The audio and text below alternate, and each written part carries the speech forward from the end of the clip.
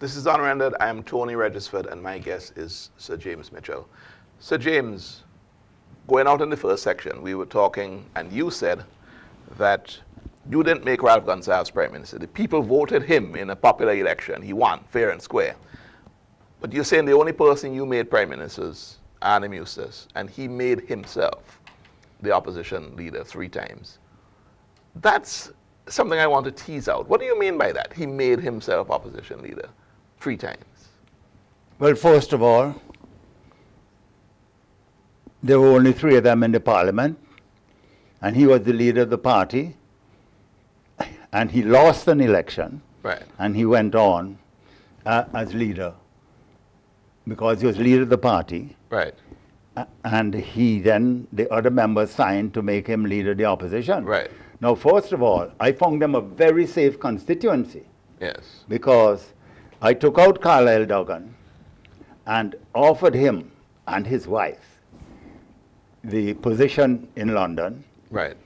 And I wouldn't go through all the details Yes. of what I'd go to do. But I had to promote him. I had to get Carlyle to step aside, take up the job as High Commissioner in London. Yes. I offered Carlyle Washington, New York, or London, and they took London. Took London, yes. And then I had to work with the constituency division. He didn't know any of the people. Yes. So Carlyle and I organized for him to get a seat. And of course, I gave 2 seats to Friday and to Oliver. Right. So you wanted Eustace. You wanted Eustace to be leader of the party, but you had to find him a seat. I had to find him a seat. Yes. Because after PR, got into difficulty, I was having difficulty deciding who will take over. I wanted to go, But I will say thing also, that while I was in Union Island with this Grand Beach Accord, or Right. what I call declaration, I declared my Yes. innings closed. Right. I called on him, Yes. while I was in Grenada, but he agreed with me to shorten the life of the parliament. But he has never made a public statement about that. Does that anger you? Does that upset you? That I don't get angry at anything. It's sad, Yeah. these things. Nobody disturbs me. I don't hate anybody, and I don't get angry.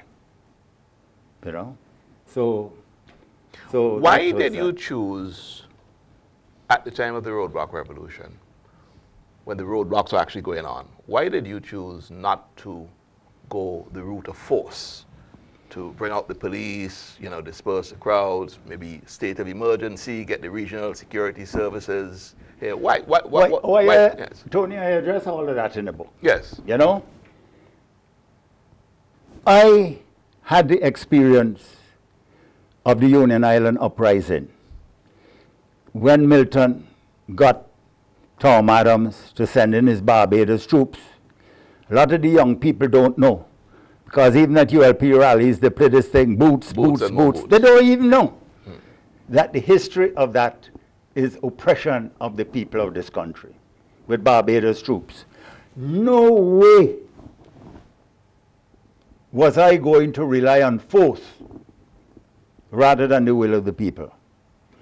And there was some disloyalty in the police force.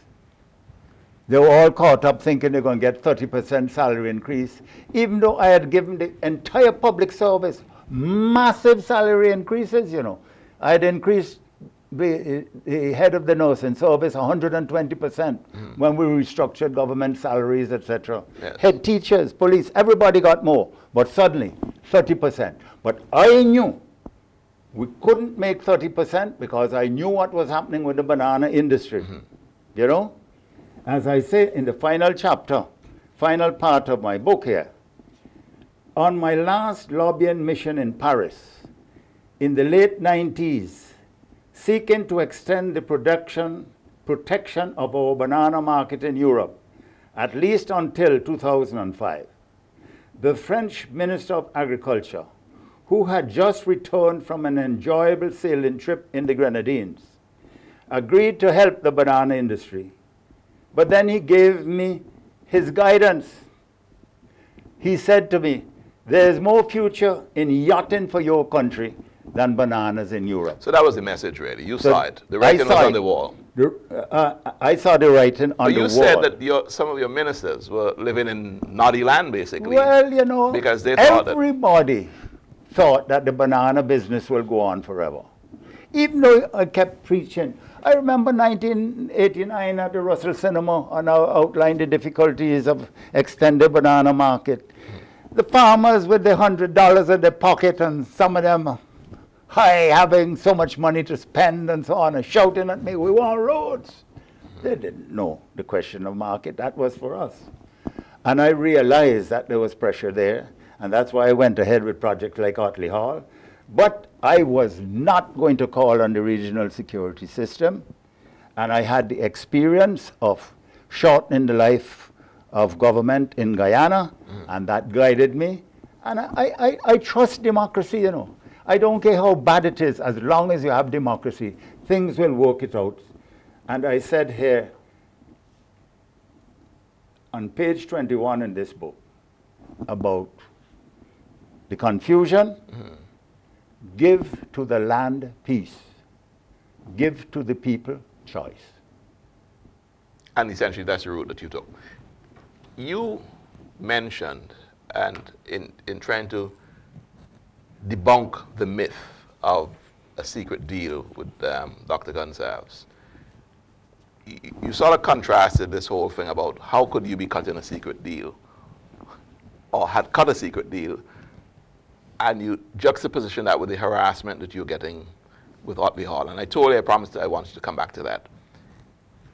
You disclosed the figure in the book, actually. You said you spent over $400,000 having to sell property and all that to protect my name. Your name. And it's ongoing. Ongoing. Do you see an end to this? Do you? Certainly. All things come to an end. Either I will die, Yes. or somebody else, you know.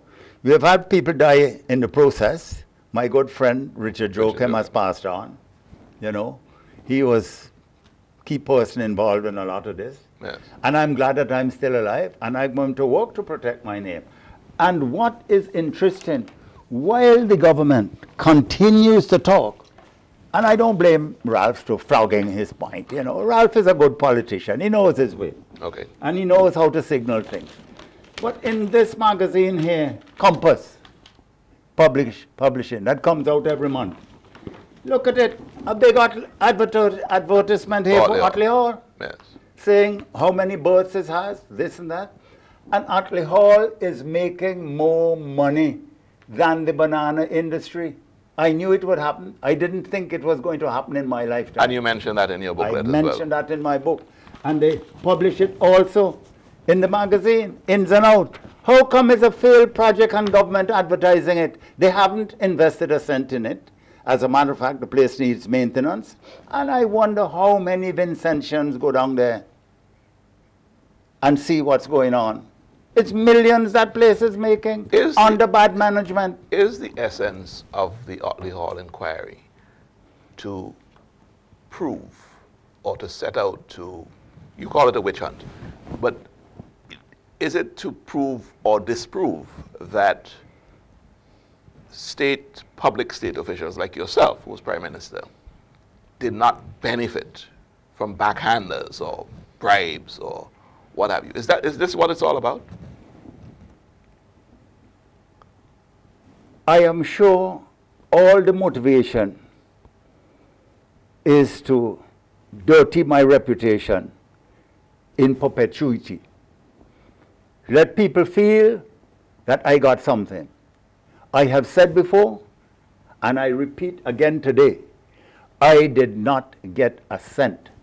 But what alarms me, all those people who are making the tens of thousands of dollars, and all the people who, not one of them would go on a call-in program and say they're benefiting from the Otley Hall investment. And the Otley Hall investment was unfortunate. It did not complete. It did not. It was not intended as a government project, you know. It was intended to move to the private sector. Yes. And there are other facilities that should be put in with regard to yachting. And even some light industries could go down there, that could have gone there. But we had all the materials and equipment there to build a hotel because it was conceptualized that we needed a 20-room hotel so that when people go there to fix up their boats or their yachts, they could stay there. And it would be a hotel facility that would employ more people, etc. Have you and the current government, and headed by Dr. Gunsa, so have you had any dialogue at all on the project, and have you sort of shared your vision of what it could have been? Have you? I'm just interested to find out. Have you had any dialogue at all? We have not had any substantive dialogue on that at all. Yes. But it has been mentioned in passing, and I prefer to let the Prime Minister talk on that point. I'm not a person anxious to try and prove anything. Okay, so you've given me a clue, really. As far as I am concerned, I am proud of the Otley Hall project. I am not ashamed of it, and anybody in my party who is ashamed of it, I'm sorry for them. Sir James, do you feel that your party that you founded, in this whole Otley Hall inquiry and the speculations around it, do you feel that the members of your party stand up in protection of your name? Do you think they do that enough? They do not. They do not. Only man that keeps harping on it, who has all the evidence, etc., is Frank De Silva, and I thank him for that. Tony, this whole business of debt relief, we got debt relief before the rest of the Caribbean got, St. Kitts got debt relief. Antigua got debt relief of more than we were involved with, or 10 times as much for the Royal Antigua Hotel. I remember once we were invited to Antigua for a heads of government conference, and my good friend, the deceased, Verboord Sr., yes, called me, Mr. Prime Minister, we're inviting you to Antigua for the conference. We're putting you up at the Royal Antigua. We can't afford it, but we will enjoy it. We went to the Royal Antigua. Yeah. Moreover, the OECD countries had passed resolutions in Scotland to waive third world debt so as to help development in Africa. Guyana got a lot of debt relief, not just from Sachet, but from other places. Yes. So debt relief, and Eustace went with Carl Hudson Phillips and got 50% of the debt relief off. It is true that it was incorporated by Ralph to do the whole project, but we got 50% debt relief. Sir James, and they do not emphasize that. They're not proud of the fact that that we got debt relief on that project.